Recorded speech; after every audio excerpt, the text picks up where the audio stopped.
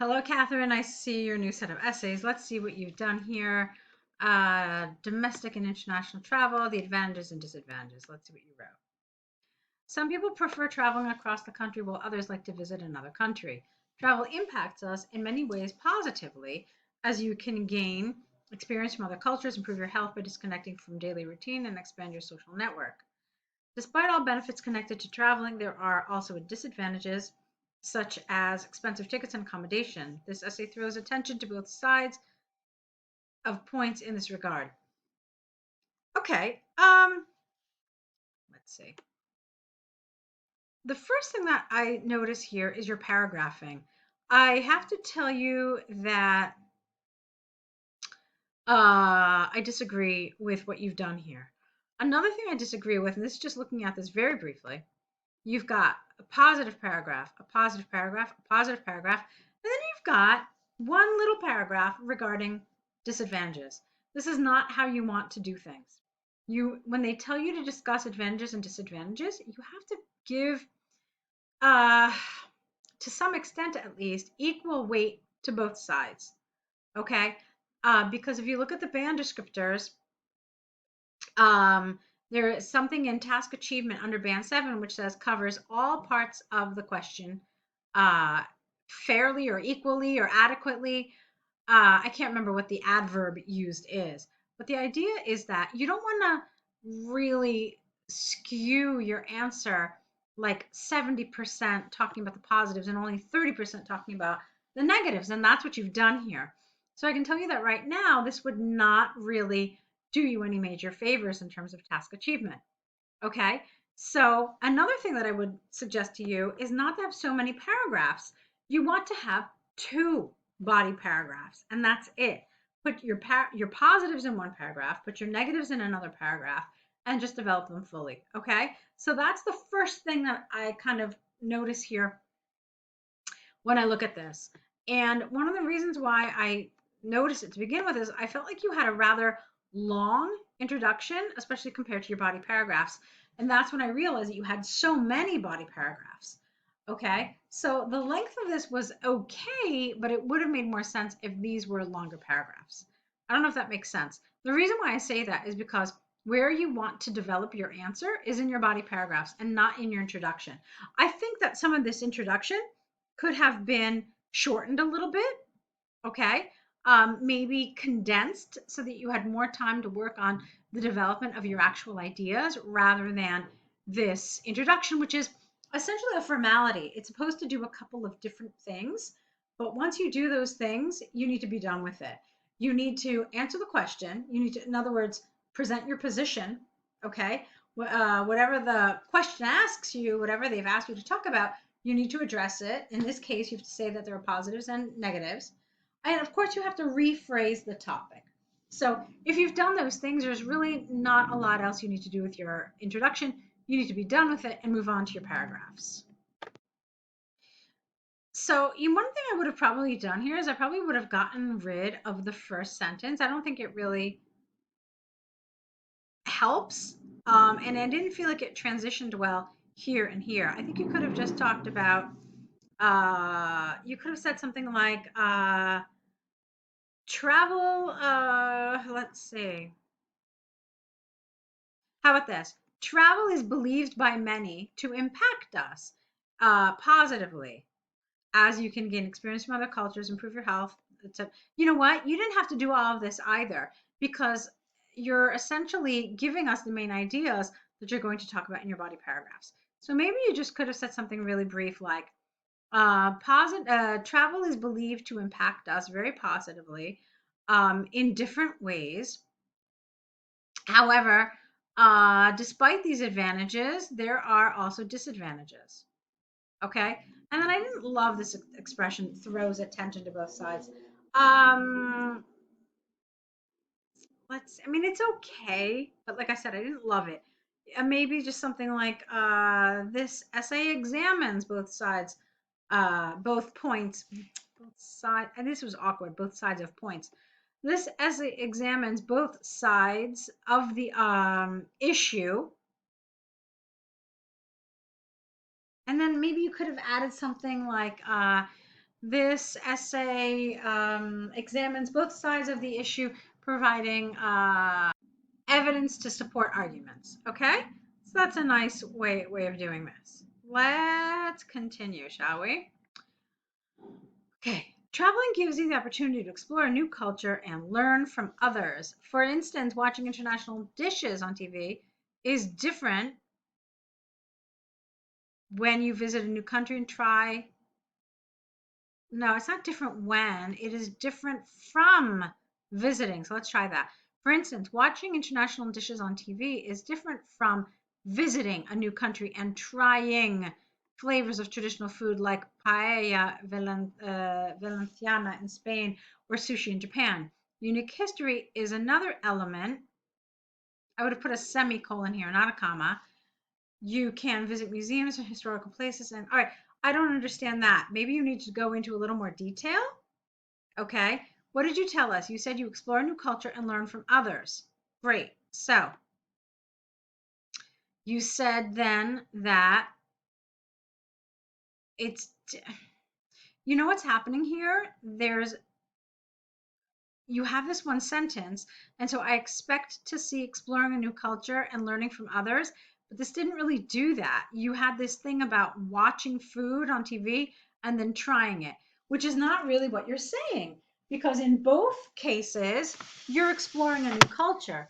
The difference is that in one, you're just learning about it, whereas in the other, you're actually experiencing it. So maybe you needed to change some of this around a little bit. Okay. You could have said traveling gives you the opportunity to explore a new culture firsthand. Okay.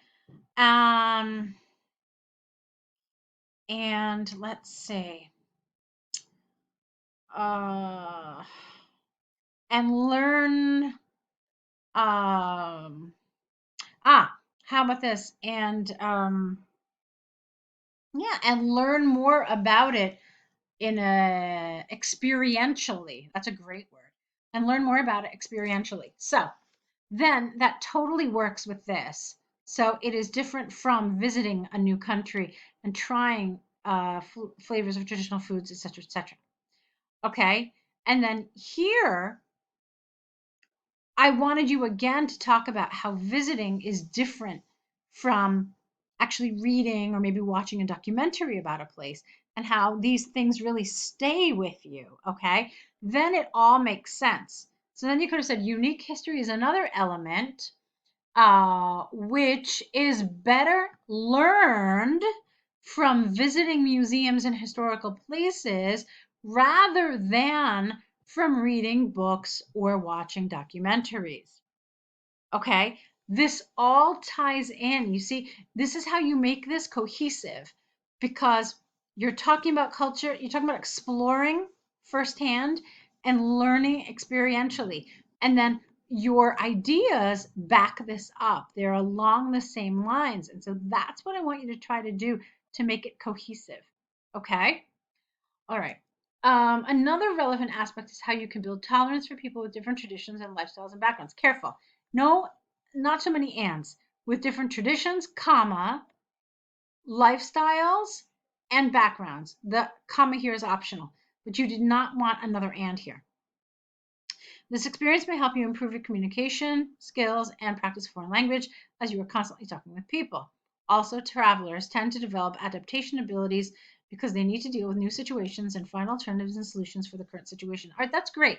I like this. I didn't love situations. Let's say also travelers tend to develop adaptation abilities because they need to deal with new situations, comma, finding alternatives and solutions for any problems that arise. That would have been a good word, a good expression. Okay. This paragraph is good too. Now, what I would have really liked is combining these, and those should have been one paragraph. You didn't have to do anything. You just had to, just glue this to the end of the sentence, and it would have been fine. Okay. Another advantage of traveling, Other advantages of traveling are related to psychological aspects like reducing stress and anxiety. while you are traveling without the on, you are not apart, that's awkward. You are away from school or job duties and your brain is relaxed. All right, this honestly, I would have gotten rid of it. It doesn't help. It's not such a convincing argument that I feel like it needed to stay. I think what you wrote in the other two instances was far stronger. So honestly, just get rid of this. And then this, however, needs to be really boosted and needs to have a lot more information. Let's read what you wrote. On the other hand, flights are usually pretty expensive, but accommodation is another cost. Depending on the season of the year, your flight tickets can become unaffordable, like in summer when children are on vacation and families travel a lot. Unless you have relatives in the country you are visiting, you will need to make reservations in hotels. All right, you definitely needed more here. There's no question about it. I mean, did you say a lot about flights? Yes, but that's not why traveling is bad. That's an inconvenience. That's an unfortunate um, thing about travel. But because the essay talks about domestic travel too, this doesn't really fit 100%, does it? Okay, because domestic travel can mean, even driving maybe like 3 hours away from your home for a day trip. That's still domestic travel. Okay, so then you have to ask yourself, all right, when I travel to maybe a historical place or maybe a place of natural beauty, or anywhere in my country, not that far away, for a day trip, what are the disadvantages of that? Why is this a bad thing? What is bad about this? Okay, and that's what you needed to look at in this paragraph. So I can come up with a couple of ideas for you that I think might help. One idea is the fact that there's something called over tourism. Okay, and that's when you have so many tourists going to a place that the place that you're visiting becomes less attractive. They cannot accommodate all the visitors, and it loses part of its charm and beauty because everything caters to tourists, and it's just so overcrowded. Okay, so that's a problem of tourism, whether it's domestic or international. Another thing you could talk about is the environmental effects of tourism. All right. I think we all hear about, the carbon footprint and about planes and how damaging jet fuel is to the environment. Well, also think about cars too. If you're driving to places, you don't have to just fly. Even if you're driving to places to visit, this is an environmental issue. Okay, so these are some of the things that you could have talked about as disadvantages of travel. All right, so I think you, oh wait, let me read this. Traveling can be an indelible, no, it's not is an indelible, it creates an indelible impression. So traveling can create an indelible impression. No, this is wrong too. You don't use it like this. In conclusion, traveling can create an indelible impression on travelers, on visitors, all right, either one. But it can also give you economic narrowness. That's awkward. We don't say economic narrowness. And I already told you that I didn't really completely support that idea about the money. I had other ideas that I think would have been more appropriate, but I didn't like the expression. Okay, so that's my issue with this. So I mean, it's good in a lot of ways, but there's a lot I want you to change. The main thing is, like I said, the paragraphing. And just the changes to your introduction and some of the language that we talked about. All right, let's talk about your letter to your friend. Dear Anna, I'm just writing to let you know I quit my old job and found a new job. All right, let's talk about this. Anna is your friend, okay? And just like with formal letter writing, there are certain conventions in informal letter writing. One of the things that we always do in an informal letter is we ask the person how they are, or we say something about their health, their happiness, their whatever. Okay, so for you to just do this in a very transactional way and give the reason why you're writing, this feels more like a formal letter and not an informal letter. So in an informal letter, we would have started with something like, Dear Anna, how are you? I'm sorry it's been so long since I've written. Okay. Or, Dear Anna, I hope you and the family are well. I'm sure little Johnny is getting so big by now. Okay. So that's how we start, with a friendly tone, asking something about our friend. How is she? How her family is, or, saying it's been a long time since we've spoken, we've written, we've seen each other, these kinds of things. And then you can get into your news. So if you had said something like, "Dear Anna, how are you? I am sorry I haven't written you in so long. There have been some major changes in my life, which prevented me from writing you." Okay, and then you could say, specifically, "I wanted to let you know I quit my old job and found a new one." All right, you don't need to say old job, new job. A new one would have been right here.